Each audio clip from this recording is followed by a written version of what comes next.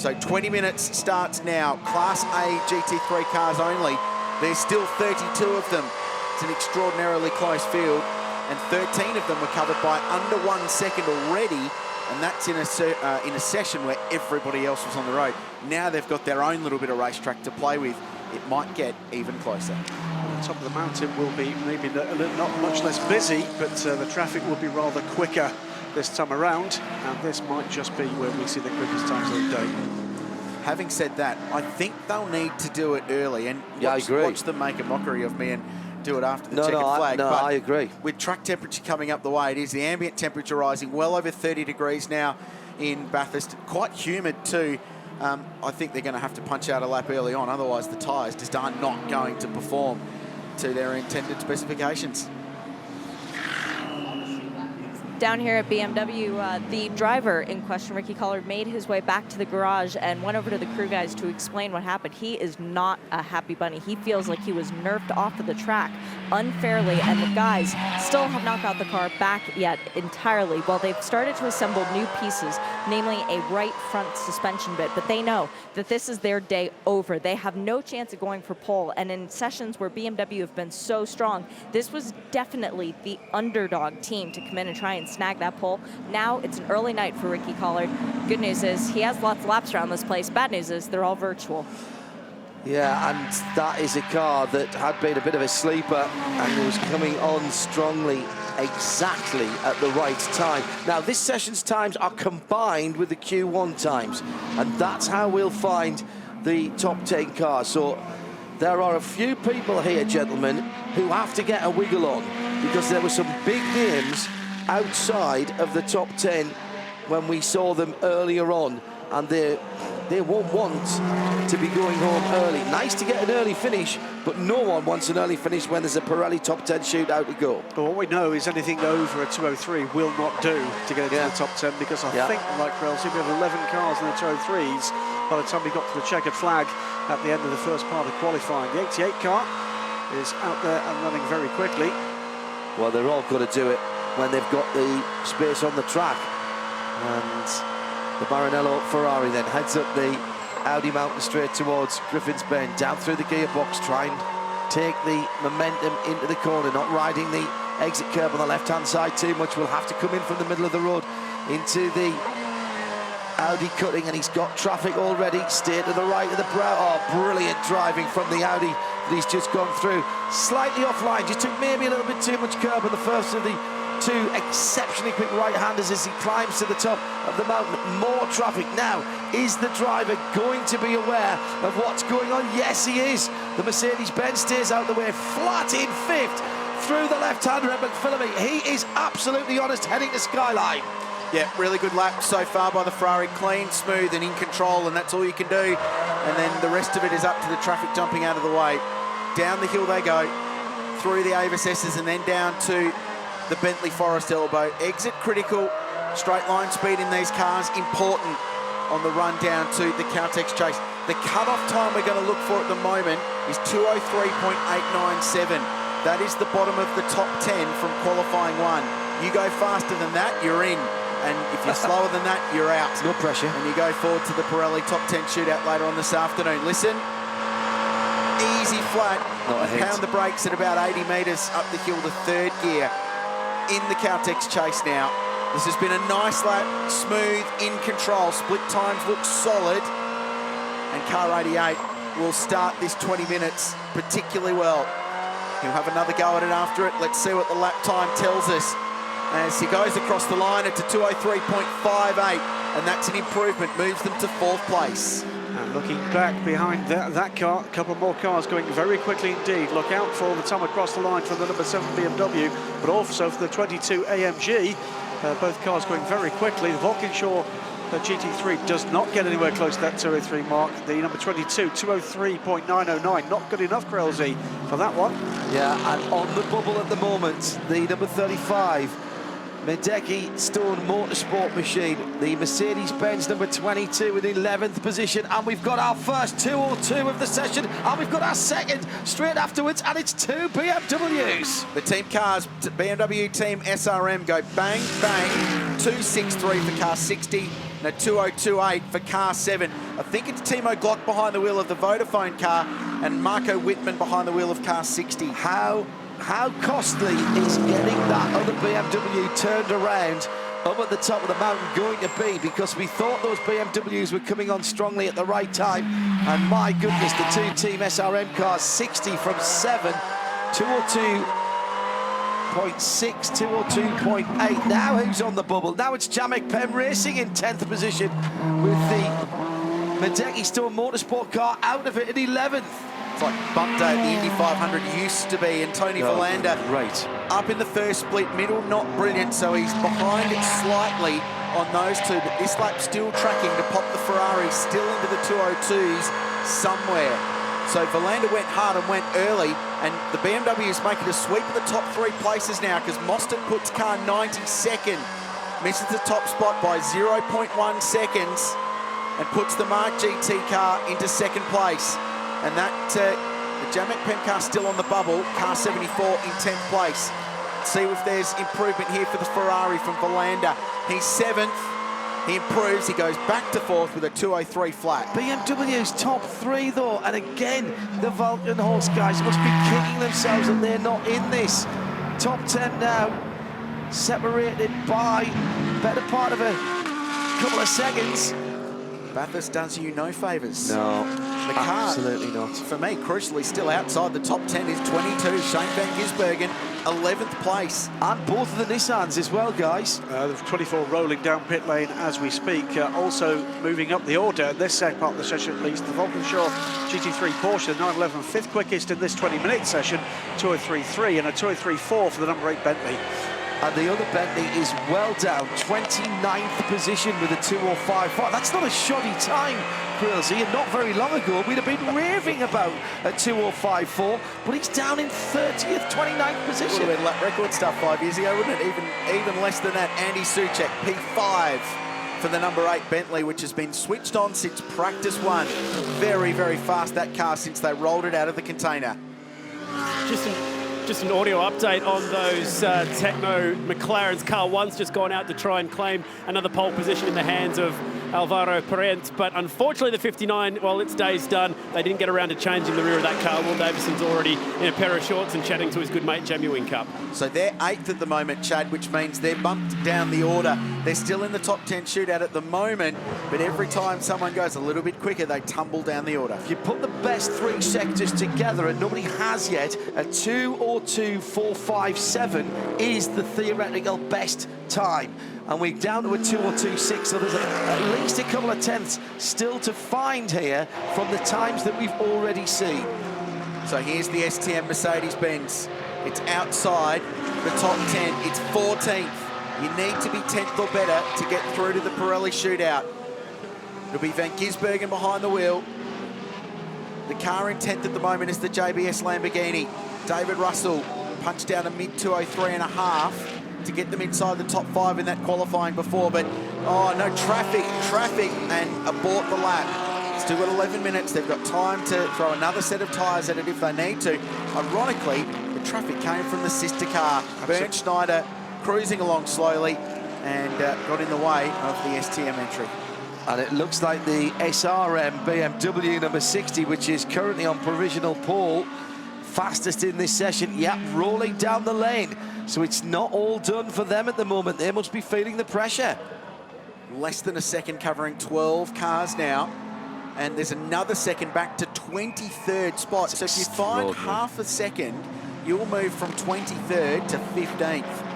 And if you find another half a second, you'll go from 15th well inside the top 10. It's that competitive and that deep. And look, Maranello Motorsport throwing new tyres at the Ferrari 488. Here's a Jamek Pem Audi. This is a car that needs to get itself inside it. In fact, both of those cars are outside the top 10. They're at 12th and 13th, 75 in front of 74. Marcus Winkelhock doing the driving in the 74 car, which currently sits in 13th with a best of a 2:04.1. Needs to, I think, really needs a low 3 if you're going to get into the 10 and stay there for the Pirelli shootout. Winkelhock then comes through the Caltex chase He'll have the digital dash on the screen. He'll know exactly where he is, and where he is, he's not good enough, and he peels into the lane. So just one Audi in the top 10 at the moment. That's the number 5 car sitting in a perilous 10th position at the moment. David Russell on an outlap now in the Largo Racing Lamborghini Gallardo. And as Krelzy said in the earlier part of this session, he's a danger man at this point in proceedings as well to pop in a fast one.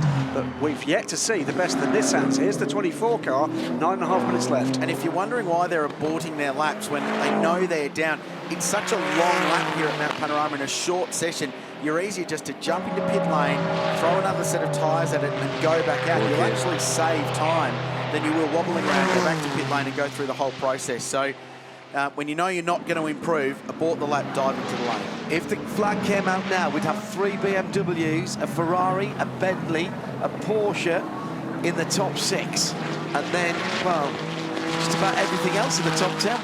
We have got one of the McLarens in there as well. Competition Motorsports car in as well. Well, that's just changed, as now on the bubble is the number 5, the GT Motorsports car. So they are in 10th position. Alvaro Parent has just got car number 1 to 11th.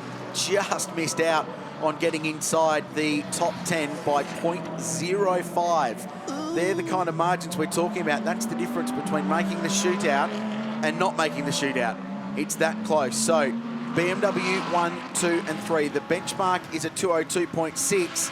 The time that they need to focus on, though, is a 203.5. And just to enforce how close that is, the car in 14th, which is the 75 Jamet Pem car, has done a 203.7.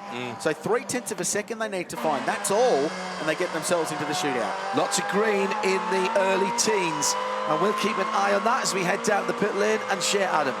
Lots of cars coming into the pits, and namely those Audis that you mentioned not being in the top 10. Lot of sticker Pirelli tires ready. They know there are more speeds in this cars. They are going to go for it. And the 74, they've done a little bit of change in terms of tire pressure for Marcus Winkelhock. He's a guy who sat on pole a few years ago. That was when Lawrence Vantour got the trophy for them. But he knows what it's like to start on pole, and he likes it. I think if you're in the 202s at the moment, you're probably reasonably comfortable. But if you're not in the 2s, you're nervous and you're looking over your shoulder and you're waiting to see who's going to knock you out of a chance of this place on your own for just over 2 minutes as Tony Verlander punches out the fastest first sector time of the weekend in the Maranello Ferrari. So it's currently scored in P5. It's just been bumped down. Another car into the 2s. Timo Glock behind the wheel of the car 7 BMW goes to 4th place. Matt Campbell in the Porsche, the Icebreak car, goes to 3rd. 202.86. So yeah, there's a Porsche. Yeah, Porsche has split the BMW trio at the top. And Verlander, he's found 4/10 so far. This is an absolutely massive lap from Tony Verlander. 2 purple sectors as he goes around 49.9, sector 1, 31.5, sector 2, John. And he's coming down Conrod Straight now, about to turn into the Chase Does So. No hint of a lift there. He's got traffic, but I don't think it's going to bother him too much. Short shift up to 4th gear, under the Liquimolly Bridge, down towards Maguire's, the tricky little left-hander at the end of the lap. Easy to go in too deep, but he's got a Porsche struggling for grip ahead of him, but he's got a little bit of a drag. It's Gizzy, it comes through, and 202.21. Straight to the top. Porsche, my bad. So straight to the top for the Maranello Ferrari, 202.219 for Tony Verlander. And a big cheer from the Maranello Motorsport crew when that one went up. Craig Lowndes is standing in the pits, guys, with his suit around his waist, but he's confirmed that it's Tony's car for the rest of the day, which means we'll see the Flying Finn in the shootout. Icebreak Porsche on the limit across the top. Very, very crossed up. Surely that's getting the fence. Well, Krause, that's as close as you can get. He had an accident there, he just didn't hit anything. Oh, Matt Campbell. Matt Campbell. Well, he's just done the car's fastest lap. He's allowed to do that so long as he doesn't bend He's it. got extraordinary car control. He breathed in, and that's what made the difference, I think. Wow. Well, they're 4th. I think they're safe. There are now 6 cars, or 5 within the 202s. The Bentley in 6th place has done a 3-0. Meanwhile, we've got some Mercedes-Benz that aren't inside the top 10. In fact, at the moment, they're nowhere near it. Car 22 is 16th. The 23 Nissan, by the way, 17th place. And that was Van Gisbergen in front of Verlander at the end of that lap, who was trying to get some tyre temperature up and get himself onto a flying lap. This is it, but he's running out of time. And he's backed out of this too. And hanging on by their fingernails to this top 10 is that 59 McLaren, stranded on pit lane and unable to fix the car at the moment. Ben Barnicoat's off. Medici Stone Aston Martin, 7th fastest at the moment. They're the fastest of anybody in the final sector of the lap. Techno Autosports outside the top 10, the defending champions, and there's been an incident at the top of the mountain. And there's a dirty BMW. It's dusty, it's dirty. It's the 7 car for BMW Team SRM. They're in the Pirelli shootout at the moment, but it was a hairy second or two for that car as the Pirellis were throwing up the dust. It's Timo Glock driving JH, so he was maybe a little bit too adventurous at McPhilly. Yeah, he was trying to clean the tyres. Tell us. Hang on, he's flat, he's flat. Looks like he turns in all right. Oh, horrible wiggle. Looked like he turned in at the right place, and he was inches from disaster there on the right-hand side. And the wall, the car just getting away from him, did not want to head to the car. Has he touched the wall earlier? There's a big wobble on the right rear Pirelli, almost as if it wasn't on the rim properly. I think he hit the curb on driver's right just before you turn in, and it unsettled the car. So he missed the apex by about half a metre on the inside there. He just clipped that inside curb. It didn't look like it turned in all that great. This will show it again from on board. Very, very fast German. So exiting Reed Park, you're climbing up a little bit of a hill there. He's very wide. There's the curb, hits it, floats the car in, and it slides as soon as he had it rotated. And he did a very, very nice job. And if Timo decides to give up circuit racing for rallying, I think he's got a career ahead of him. Absolutely agree on that. Still a Techno Autosports McLaren not in the top 10. The number 1, the defending champion car, the 59 car, is in 9th position. And on the bubble at the moment is that GT Motorsports, the number 5 car, in 10th position with a 2:03.5. There's some serious firepower, guys, not inside the top 10. The 2 Jamak Audis, the defending champion McLaren, not in. The STM Mercedes-Benz, not in. The Nissan that won 2 years ago and second last year, they're 17th. The 24 Nissans not going any better. So this is remarkable stuff. There's going to be some interesting names in the Pirelli shootout. David Russell stays 12th in the Lamborghini Gallardo for JBS Racing. But he has been going very quickly, sector by sector. He's on a couple of purple sectors, and in fact the fastest track time of the session goes to the 32 car, 275 kilometres an hour.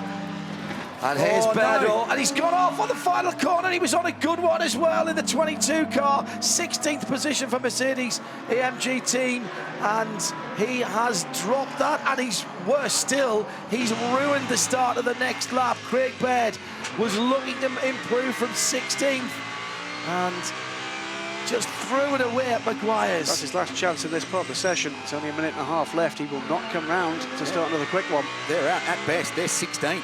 16th from a car that everyone looked at in race week going, oh yeah, that is potentially a favourite. And it's Van Gisbergen, my apologies, in that car. Watch this one though, because this 74 Jamek Pem Audi going very quickly indeed around the mountain, fastest middle sector of the session so far, and a pretty clear run down towards the end of the lap. Sorry, Graham, the 23 Nissan just went 12th, and it's missed out on the shootout by about 2 tenths. It got one more lap just, but they're going to have to make it work. Here's Marcus Winkelhock. On the ragged edge, Crailsey had braking for the chase and was again for Maguire's, making the ABS work really hard. No! 2:03.7 is 2 tenths away from the Pirelli top 10 shootout. Last sector wasn't brilliant. Here's the Nissan. This will be the last roll of the dice for the 2015 Liqui Moly Bathurst 12-hour winners. They're fighting, Chad, to get into the top 10. I thought I'd get a quick word off Maro Engel. The wince on your face, disappointment that no top 10 shootout for this team this year. Yeah, seems like Shane was on a good lap, but just a mistake in the last corner. It's a shame, but I guess it is what it is, and we'll just go tomorrow. I mean, it's a long race, and doesn't really matter where you start from. I think everyone's in for the shout to win this race. Right, dying seconds in this session, going to be exciting. And as you say that, Chad, it was an enormous moment for the number 23 Nissan. Extraordinary stuff, barreling over the top of Mount Panorama, and that's their session done. No improvement for them. They'll stay outside the top 10. The checkered flag is out now. But who was driving in the middle of the road in second gear? That was an amazing save. It's Al Buncombe at the wheel, isn't it? We put him in the car for this session. And I don't think he'd be overly pleased to have come across Brock's skyline and found someone dawdling in the middle of the road. See that one a few more times, and this will show us. So it's Timo Glock behind the wheel of the number 7 BMW. That's really a huge incident there. Again, the same part of the mountain. I think our collective silence probably describes what we feel about that. I actually put my hands over my eyes when I was watching the onboard. Timo Glock just... no clue at all for where Glock was going to go, and that, I'm sorry, that's poor driving. That is a bit average from Timo Glock. Especially from a car that's already in the Pirelli shootout, for one that isn't. And I wonder if race control will have a look at that, because that is obstructing someone on their hot lap. So James Taylor, the race director, Greg Crick, the driver standards observer, will take a look at that and see if that might require a penalty, because one of the big no-nos is impeding a car on a faster lap, and he did it to the Bentley too. And there's Al Buncombe. Yeah. And Buncombe actually did a fine job. He clearly could not have known which way Glock was going to go. That could have been weekend over right there, couldn't it? Well, for both cars. Imagine them coming together there. Then you've got the Bentley coming up behind with nowhere to go. My goodness. Stop rolling down the mountain for about half an hour. It's got all the way to Orange before you'd got them out and had their argument. So there's Tony Verlander. He will be a happy Finnish superstar factory Ferrari driver, because he's put the 88 Maranello Ferrari on top. Provisional pole goes his way. Now they've just got one lap to do the job in the Pirelli shootout this afternoon. Key thing is, though, we wipe the slate clean at this point. Yep. So the top 10 is locked in 11th position. Last year's winners of this race, the Techno Autosports McLaren. 11th on down is locked in, and the top 10 will go again, Crailsley, in the Pirelli shootout. These are the cars that will challenge it for one lap of Mount Panorama later this afternoon. The Ferrari first. It's then 2 BMWs, a Porsche, and another BMW. They've got 3 cars into the Pirelli shootout.